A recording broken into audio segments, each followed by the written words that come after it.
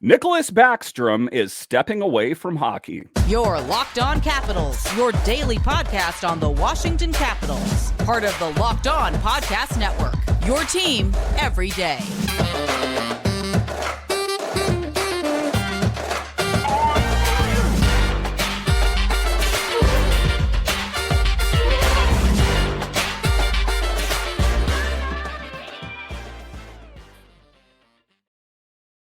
Well, hello and welcome into this edition of Locked On Capitals. I'm so glad you decided to join me today. As always, this podcast is free and available on all the major platforms, including the SiriusXM app and on YouTube. And I want to thank you for making this your first listen each and every day. My name is Dan Holme. You can find me on Twitter. It's at DanCaps218. You can find the show on Twitter. It's at Locked On Caps. And the best way that you can help grow the show is to subscribe to Locked On Capitals and comment anything down below. The Capitals season has started, and I would love to talk Capitals hockey with you one-on-one, and we can do that on subtext. Just check the show description for more details. Today's episode is brought to you by FanDuel. Make every moment more. Right now, new customers get $150 in bonus bets with any winning $5 moneyline bet. That's $150 if your team wins. Visit FanDuel.com/locked on to get started. So in today's episode of Locked On Capitals, we talk about the big news that Nick Backstrom is stepping away from hockey and the Capitals. What was ultimately behind that? We'll talk about that in the show. A little bit later, we will talk about who will replace him. If you listen to this program today, I had a podcast out about the possibility of Connor McMichael. He seems to be a perfect fit. Will he be the answer for the Capitals? And then a little bit later, we will talk about what is behind the Capitals' recent winning after a rough start. But in today's episode, we have Keith Leonard on the show from RotoWire. Keith, welcome to the show. Thanks, Dan. Good to be here. It's great to have you here. So what were your thoughts when you heard from the press conference this morning, or maybe it was a beat writer covering the Capitals? What were your thoughts when you heard that Nick Backstrom was stepping away from the Caps and hockey? Well, I think Caps fans everywhere had the same reaction, which was, oh my. It's not hard to, sort of to wonder exactly how this came about so quickly. I think after his hip resurfacing surgery last year, everybody knew that, the time for Backstrom was going to be coming to an end at some point in the next few seasons. And it was certainly a possibility that at some point this season that he was going to have to at least sit, a game here and a game there just to sort of maintain over the course of a long 82-game schedule. But to have him step aside so quickly, just 8 games into the season, was a bit, I think, kind of a shock to everybody, and possibly even to Backstrom himself. But it's clear that, something wasn't right with him. He had 1 assist in 8 games, which is a much lower than what he's been able to do historically. He looked okay in the preseason, but that may have just been that he was playing against, a mixture of NHL and AHL caliber players. And, that environment sort of masked some of the deficiencies that he may have still had. But it was clear to me watching him that he had, while his hands were still there, the hockey IQ is still what you'd come to expect. The foot speed just isn't there. And, the NHL Edge stats provided by the league sort of bear that out. He's really lost a step, and that part of his game has not returned. And I think it got to a point where, as you mentioned on your thoughts when the news broke earlier, that the writing was sort of on the wall for him, and that he felt it was just time to step aside and reevaluate and see where he is moving forward. I know they have not formally announced, this is not a formal announcement of retirement, and he is certainly, the door is open for him to return. It's difficult for me at this point to see that happening. This surgery that he underwent last June was a bit of a Hail Mary. He's one of 3 NHL players that's had it. He's the only one who's really mounted much of a comeback. I mean, Ed Jovanovski did, but it didn't last long. But I think Backstrom's return was even shorter. And of course, Ryan Kessler, the third one, never returned at all. So if this didn't work, it's not clear to me. And, if this didn't work after a full off season of rest and training and conditioning, and the fact that the Capitals have had a pretty light schedule the first couple of weeks of the season, if it's not right now, it's hard to envision how he's really going to be in a position to return, although I'm sure the Capitals hope that that will happen. And so, but this is, there's a lot of components to this. And the most significant one probably being sort of the emotional part of all this. Alongside Alex Ovechkin, Nicholas Backstrom has been the foundation of the Capitals franchise for the better part of 2 decades. He is second all time in league history, or excuse me, in team history in games played.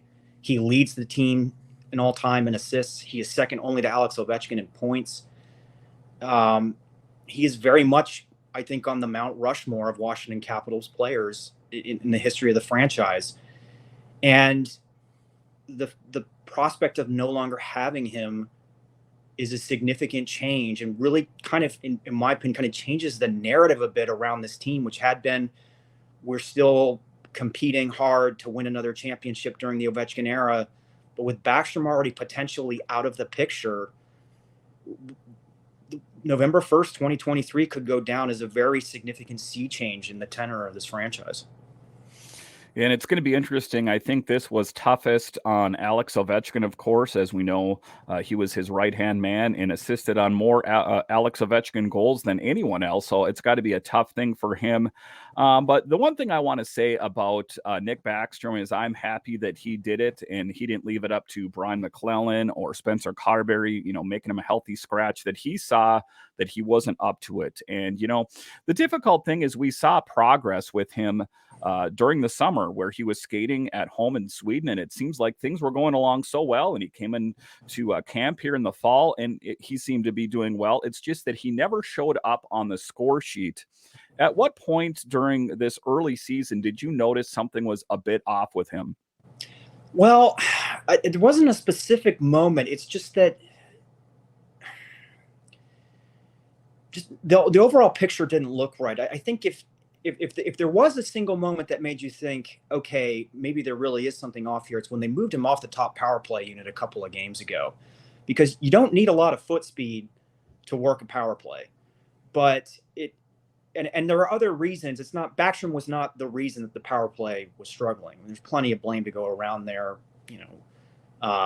New head coach, new coach running the power play. They're trying to do different things. They're trying not to just make it the Alex Ovechkin show all the time. And so everybody's getting used to doing something different. But when they decided they were going to move Backstrom off the top power play unit, that told me that they were entertaining the idea of changing his role moving forward. He had started off as the top line center, didn't last very long there. And so between losing his power play assignment, moving down to the third line, just the overall reduction in ice time and role, and as you said, just the one helper in 8 games to show for it, it seemed pretty clear that something was up. I didn't think that meant that he was imminently stepping away from the game, but it seemed like at minimum he had quite a bit of rust still to shake off, but evidently it was more significant than that. So, I guess if there's one positive here is that the Capitals will save some money here. The Capitals will likely place Nicholas Backstrom on long-term injured reserve and add his $9.2 million cap hit to their existing LTII salary pool. This will also make it more easy to facilitate the activation of Max Pacioretty and Joel Edmondson off LTIR when both players are ready to return. And that was something that was a bit of concern for me anyways, how they were going to be able to juggle it. This team is very top heavy. Some of their biggest players make the most money, and they were paying Nicholas Backstrom a boatload of money to be a third line center. That is one of the things that I spoke of all summer. Is that going to be reality? And I thought they had a more viable option in Connor McMichael, and we'll talk about him in the next segment here. But just from a financial point of view, it really helps out the Capitals, wouldn't you say? Yeah, if there's one silver lining, and I think there may be more than one, if there's one silver lining to this situation, is that it's that by placing Nicholas Backstrom on long-term injured reserve and being able to get that $9.2 million a year cap cushion as long as he's there, the Capitals are now alleviated from both a short-term and long-term financial headache that was going to really hamstring their ability to do much in the way of roster management. And now with that extra flexibility, they have far more options in terms of what they want to do with this roster moving forward. They have the cap space to bring in somebody from the outside if they want to. If they're still committed to making a run for the Stanley Cup this year, they now have plenty of salary cap space with which to bring in somebody else. If they decide they want to use that cap space as sort of to be an intermediary to allow other teams to trade cap space in their own transactions and accumulate assets in the form of draft picks to accommodate that, they now have the space to do so. You are quite right that Nick Backstrom was the most expensive third line center in the league as of sunset on Halloween. And it's not clear if you can really ice a Stanley Cup contending team paying a third line center that much money. But at this point, that's where Backstrom belonged on the depth chart, just based on what he was capable of doing. So with that removed, Brian McClellan and the team's salary cap managers have got to be breathing a little bit of a sigh of relief just on this alone, because they now have options that they did not have just earlier this morning. Yeah, and it's a good thing. And I don't want to make it about money, because ultimately, let's just take a look at him here. Backstrom is the Capitals' all-time assist leader with 762, and his 1,033 points in 1,105 games played over 17 NHL season. He had 1 assist through 8 games in 23-24.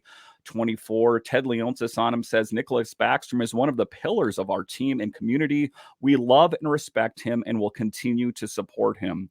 So that is the difficult part for me. And I know it should never be about emotions. And on this show, I preach that it's all about winning. But to be honest with you, now that it's real, I took it pretty hard, because I was looking through some old photos that I had, and people were sharing their photos and pictures of him holding the Stanley Cup. And it's hard almost to not get emotional if you're a big Capitals fan, just because you see the changing of the guard. You see that Alex Ovechkin and Nicholas Backstrom and, John Carlson and TJ Oshie, a lot of players that have been here, some longer than others, but have been here for quite some time, that were integral in the Capitals winning their first ever Stanley Cup in 2018. It's a bit tough, because you're starting to see the band, at least this is the first step in falling apart. Was that difficult for you? Yeah, I mean, I would like to say that I'm able to separate all emotion from my analytical work, but I grew up in Washington, D.C. I grew up as a Capitals fan, and so this is a watershed moment for this team and for fans everywhere. It really is difficult to explain just how much Nicholas Backstrom has meant to this organization, to the city, to the fans, not just in DC, but in his native Sweden. He's been one of the premier playmakers in the NHL for more than a decade and a half. And it's there's no shortage of competition for that distinction either. I mean, he's played alongside some of the best ever play the game, and he's right up there with them in terms of his ability to generate offense and set up guys. And there's little doubt in my mind that Alex Ovechkin probably wouldn't be nearly as close to Wayne Gretzky's goal total as he is now without the contributions of Nicholas Backstrom. And so this is a really big moment for the Washington Capitals franchise. And it's difficult not to be able to just set aside all emotion, because sports are inherently emotional in the way that they bring people in. It is a community, and emotion is part of that.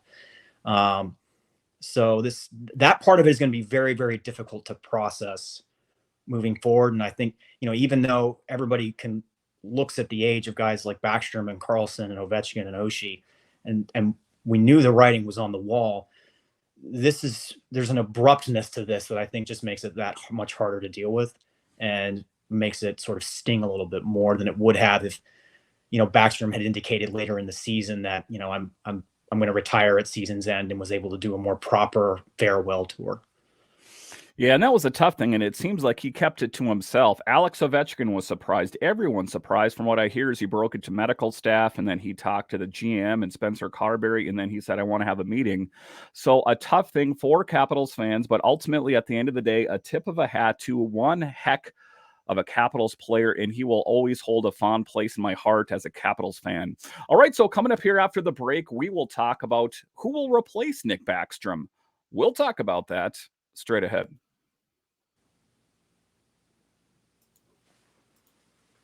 A new NHL season brings all sorts of possibilities. Alex Ovechkin could score 50 goals. The Capitals could hoist the Stanley Cup, and you could win big by playing daily fantasy hockey on Sleeper, the official daily fantasy app of the Locked On NHL Network. Sleeper is our #1 choice for daily fantasy sports, and especially daily fantasy hockey, because with Sleeper, you can win 100 times your cash in daily fantasy hockey contests.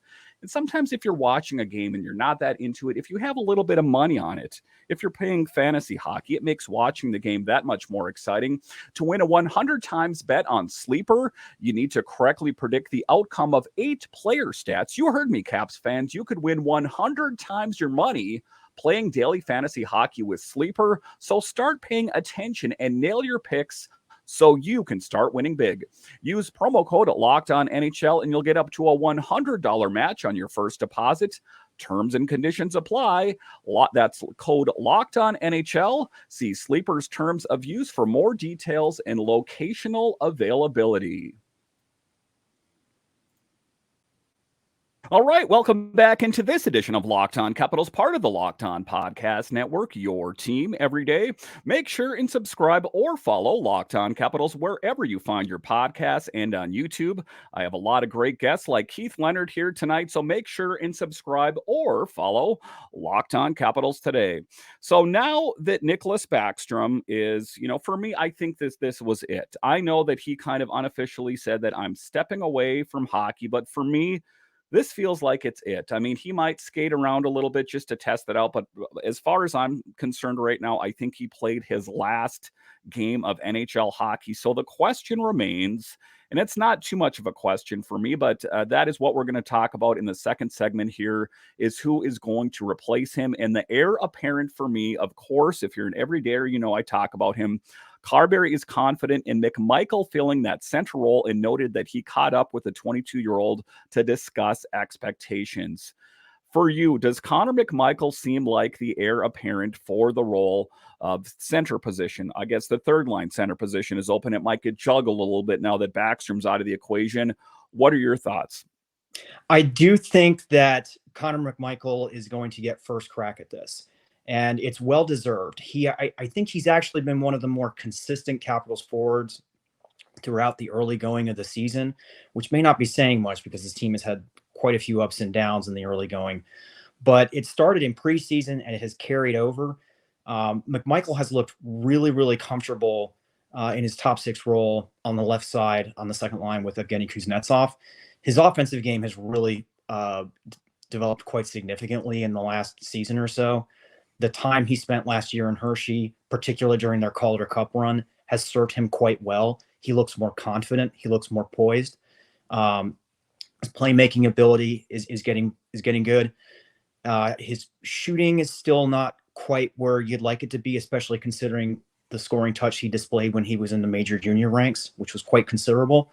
But there's no reason to think that can't develop more with time and as he gets more comfortable at the NHL level. And moreover, he was drafted as a centerman. He played center growing up. He's played center in Hershey. He wants to play it. He talked about that this summer, that he wants to get a shot at playing center at the NHL level. And now he has it. And so I definitely think that he is certainly first man up. He may not be the only one to get a crack at this job. We have Hendrix Lapierre is up from Hershey right now, filling the void while Nick Dowd is on injury reserve. But I expect that he will also get a look. I think it's kind of McMichael's to lose at this point in terms of in-house options. But I do think, LaPierre has also worked really hard. Both of these guys have done everything that the organization has asked them to do. They've gone to the minors, they've put their head down, they've worked hard, they haven't complained, and they were both instrumental in Hershey's Calder Cup run last summer. So I do think for now, at least, it's probably the Connor McMichael show, but I certainly expect Hendrix Lapierre to get at least a try before Nick Dowd returns, which may not be for another couple of games anyway. But I do think if McMichael is serious about becoming a center at the NHL level, now is the time. And the speed and effectiveness with which he adjusts to this new role will go a long way, I think, in determining whether or not the Capitals use the now abundant salary cap space that they have that we discussed earlier to go out and acquire someone from the outside to fill that void. I do think that that's a possibility. Depends on what it would take in terms of assets to get and where they could look. Jared Serre of Washington Hockey Now has been writing in recent days about the Calgary Flames as a potential trade partner. I agree with him. I actually thought over the summer, if they were looking at options to make a move, this was back when the Kuznetsov trade rumors were really running rampant. The Flames seem like a good fit to me. So it's possible that the Capitals will kick the tires on whether or not an Elias Lindholm or a Nazem Kadri is available and what that might cost. But for now, at least, I definitely think, for Thursday's game against the Islanders, you'll definitely see Connor McMichael as the third line center. One question I have, and this is one area where they are going to miss Nick Backstrom considerably, is how well Connor McMichael can take faceoffs, because his faceoff numbers this season so far are not very good. That is, it's a small sample size. Wingers don't take that many draws. But Nicholas Backstrom was winning about 52% of his draws prior to stepping away this morning. And I do have concerns about what happens if McMichael can't take to that quickly, and if the Capitals cannot provide someone to take some of that responsibility from him, because run into puck possession issues if your third line can't win a draw. But that's the only part of his game that makes me, a little bit hesitant to stick with him, consistently. On the other hand, he won't learn until he gets experience, and maybe they just decide, we've got a lot of home ice in the early going. We can shelter his minutes a little bit more when we have that heavy home schedule. We'll just try it out for now and see how it goes. And, part of the reason they brought in Spencer Carberry is because they were committed to getting younger and playing their younger guys more. This is an opportunity to demonstrate that, and I expect that's what they're going to do. Yeah, and that's what I expect as well. And one of the things I spoke of for the longest time in the show is I want this to be the year for Connor McMichael, not to just give him a glimpse, try him out for a game or two, and then send him down to Hershey. This is the opportunity. We always hear about this team wants to get younger and it wants to get faster. They hired a new coach who is familiar with a lot of these young players. And I think that the mandate on Spencer Carberry has changed over what it was with Peter Laviolette, where this team wants to win a Stanley Cup, of course, but also to bring along some of the youth. But if we take a look at it here, we see that it's going to be Connor McMichael is going to get the first crack at it. What is your projection for Hendrix Lapierre here? I guess it's going to depend on when Dowd comes back. Do you see him being on the big team? Do you see him getting his opportunity at the center position, or do you think that he will get sent back down?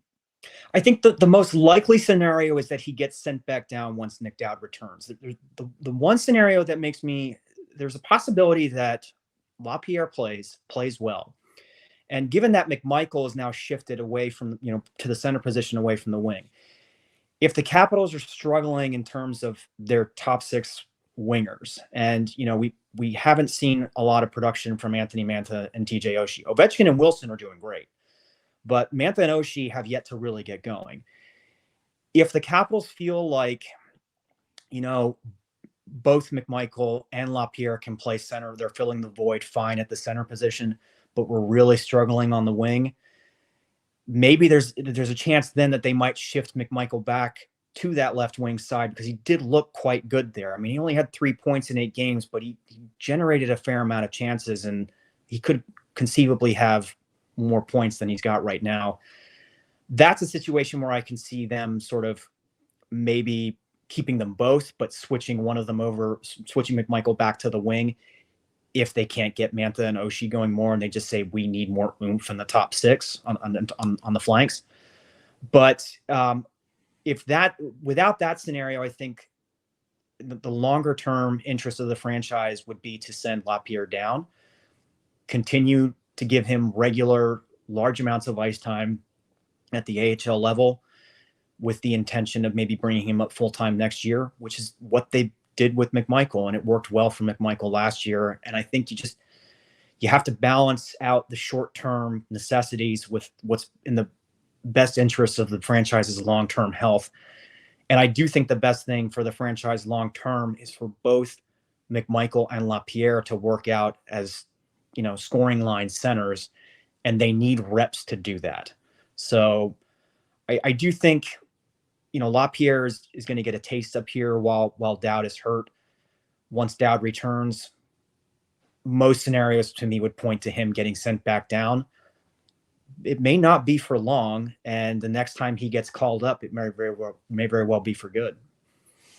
And that might be the case here. And I know that we talk about that there's going to be a change at some point in a rebuild.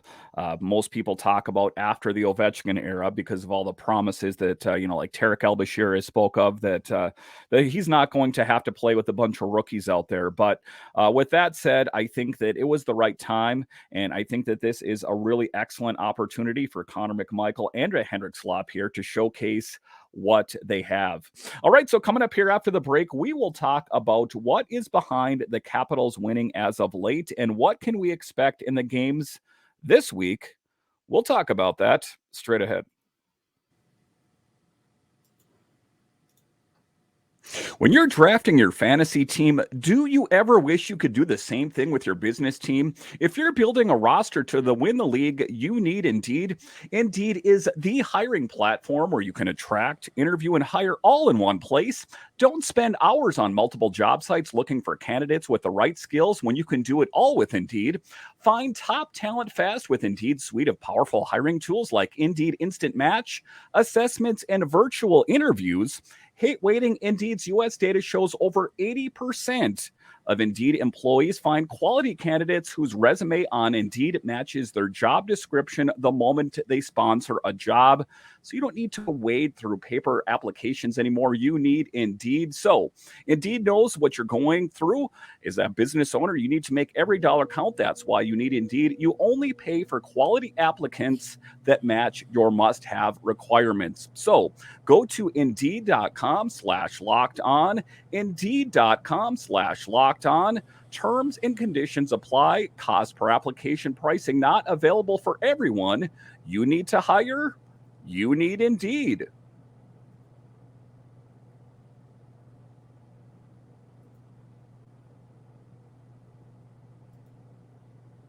Score early this NFL season with FanDuel, America's #1 sportsbook. Right now, new customers get $150 in bonus bets with any winning $5 moneyline bet. That's $150 if your team wins.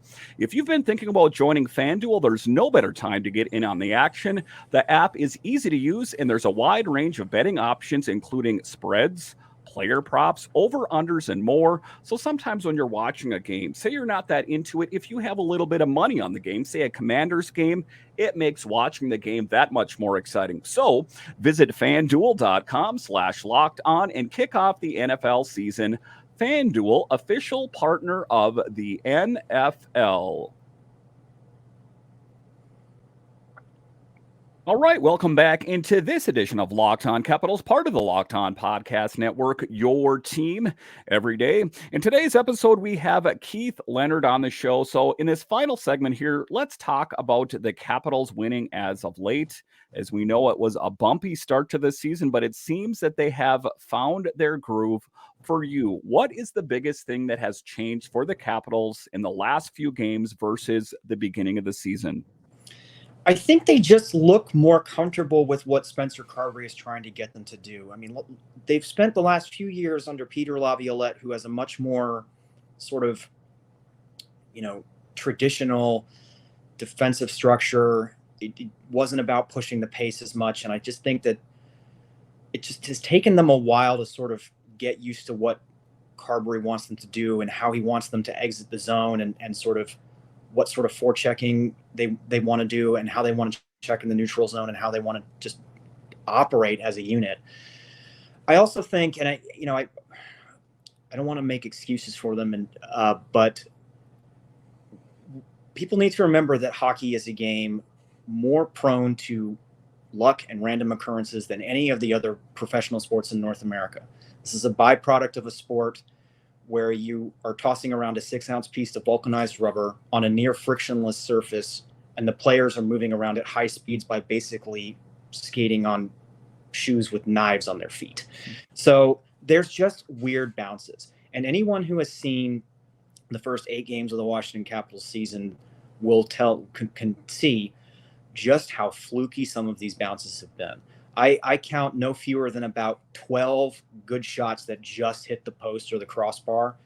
If a third of those go in, we're looking, instead of being, instead of their record, you're probably looking at a clearly winning record, and they're very much in the playoff hunt, and no one's batting an eye. But I do think that, the combination of being with a brand new coach, new verbiage, new ways of doing things, it's a fairly tough schedule early in the season, not just in the fact that, aside from the San Jose Sharks and the Montreal Canadiens, everybody that the Capitals played so far has basically been a playoff team. And they haven't played much. And that sort of lack of, playing every other day when you're just only playing a couple games in the first 10 days. And then they had 4 games last week, but then this week there's only 2 in 7. It's hard to get going. And I think it's a combination of trying to get used to new ways of doing things, weird bounces, some shots, good shots that just missed by a couple of inches. It just took some time to getting used to. And moreover, one thing that also really stood out was it seemed like every time the Capitals made a pass in the first few games, it would explode off the player's stick or end up in a guy's feet, and they just weren't connecting. And that seems to have reduced in recent games. They seem to be just flowing better. So, how much of this is, natural, just getting going in the course to start the season after a long off season? It's a much longer off season than they're used to. And how much of this is just weird bounces, and how much of this is, getting used to a new coach? I can't say in what the ratio of all those things are to each other, but there have been a variety of factors that contributed to the slow start. And things aren't perfect now. There's still some deficiencies to the team's game that they're going to need to continue to work on. Penalty kill has got to get better. The power play seems like it's starting to come to life now. That needs to continue. And they're just overall even strength consistency needs to improve. But it seems like even when they weren't winning games, they were doing some things right. It just wasn't ending up with the results that you would think. You get to look at some of these games, and their advanced metrics were fairly, like, they were okay. They weren't glaringly bad. It's just that they were losing. And I think the team was probably due for some positive regression, and it looks like that's starting to come to fruition now. Yeah, and that's a positive thing, because to start this season, I was thinking to myself, they've got to win here sooner or later. It was such a rough start. We came into the season with such promise. We got this new coach, and it seems like things were going so well in the preseason, and then it seems like the wheels fell off. But I think a lot of that was just knocking some of the old systems out. Let's talk here about Dylan Strome. When he came here from the Chicago Blackhawks, I knew he was a good player, and ultimately the Blackhawks' loss is the Capitals' gain. I knew he was good. I didn't think he was going to be this good. Talk to me about Dylan Strome and what a pleasant surprise he has been in this early season. He has been one of the real finds of this of Brian McClellan and his staff in recent years. I remember when they signed him 2 off seasons ago and thinking this is a smart move, because it's very little amount of money for it. It fits everything they need. They need a guy who can fill in at center, fill in at wing, play a top six role, has versatility, and is young. And the fact that they were able to ink him to a 5-year contract extension for very reasonable money has been an absolute boon to this team, especially since Backstrom has stepped away. I mean, I shudder to think about where this team would be down the middle if they didn't have Dylan Strome right now and Backstrom decided to step away for a while. Strome has fit in perfectly with this team from day one. And he started out, getting sort of middle 6 minutes and has worked his way up. But in my mind, he is clearly the best center on the team right now. His face-off proficiency has gotten better since he's been here. He oddly he's going for like a Cy Young-like season. He doesn't have any assists yet, but it's not for lack of playmaking ability. There's no doubt in my mind that those helpers will come. And he has been just a perfect fit for this team, and also just feels an absolute need to have players who are going to be around and productive for a while. So couldn't be more happy to have him in a Caps uniform right now, especially given today's news. So let's talk here about Alex Ovechkin. I know that he is getting shots on goal, something that eluded him for a few games there earlier in the season. He's getting shots on net, but he's not finding the back of the net. And from watching the game, it seems like he's overthinking it or choking up on the stick or gripping it too tight. Why do you think that Alex Ovechkin has been so snake bitten to start the season here as far as goal production is concerned? I think there's a couple of ways to skin this cat. One is, even though he's an incredible goal scorer, even incredible goal scorers are just going to go through various droughts for inexplicable reasons. It's possible that this is just one of those times that he's trying. The rubber's not going in. I do think he may. It is possible that this hype around chasing Gretzky is just going to sort of ebb and flow in his mind at times. It's possible that that's sort of been on his mind. He also didn't play a whole lot in the preseason, and so maybe this is just, getting timing, trying to get timing figured out again and shaking rust off. To me, his shot looks like when he gets the one-timer, the release looks fine. It just doesn't look like it's launching with the same velocity than it used to. And you mentioned the stick. He's changed sticks over in the off season, and I'm starting to wonder if maybe he's having a little buyer's remorse. Maybe he's just having difficulty getting used to this new twig. I'm sure it's the same curve and everything, but there's maybe some subtle difference that's making it more difficult for him. The good news is that the effort is there. He's getting the shots on goal. He's getting his opportunities. I do think the pucks are going to start going in more regularly. The lack of an even strength goal at this point is a little disconcerting, but if you keep doing the right things, and this has sort of been the mantra that the coaches have been saying, early on in the season when the team wasn't winning and people were sort of tearing their hair out, if we just keep doing the right things will start going our way. I think that same logic applies to Ovechkin right now. I do think the goals are going to start to come. I'm not sure that we're going to get, the 45, 50 goal seasons that Caps fans are used to seeing from him. I mean, he's 38 now. He's got a lot of miles on those legs. And so, I mean, at some degree of slowdown is bound to happen. But I do think they're going to start going in. I think he's doing what he needs to do. It's just been kind of just an anomaly. And I can't point to anything. I mean, unless he's nursing some kind of an injury that is not disclosed, I can't point to anything in particular that makes me think that this is going to be an enduring problem. So do you think he has what it takes to catch Gretzky? I do. I mean, there are all sorts of caveats to this, but I think given the amount of goals that he has left, and recognizing that he's not going to be able to score goals at his historic average as he ages, but he's going to get every opportunity to do so.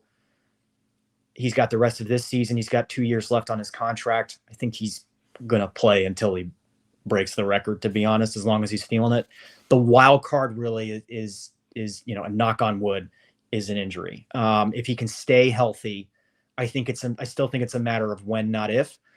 But some more even strength goal production would certainly help his cause right now. And that's what we're hoping for, because I don't want him overthinking it. I want him to catch Gretzky and pass Gretzky at the end of the day. Listen, Keith, I want to thank you for joining us on this edition of Locked On Capitals. Why don't you tell everyone where we can find your work? You can find me at RotoWire.com, along with plenty of other great fantasy sports analysts, writers, and experts. We've got all the coverage people need for the fantasy hockey season, fantasy basketball. Everybody's in the throes of fantasy football bye weeks. If you're not sure who to replace your running back, your wide receiver with, we've got you covered. And you can find us all there at rotowire.com. All right, Keith, thank you for joining us on this edition of Locked On Capitals, your only daily year-round podcast covering the Washington Capitals. And are you a fan of other DC sports? Well, Locked On has got you covered. We have Locked On Nationals, Commanders, Wizards. So no matter what major DC sport it is, Locked On has got you covered. Once again, I want to thank you for joining me on this edition of Locked On Capitals, part of the Locked On Podcast Network, your team every day. My name is Dan Holme, and I'll talk to you again next time.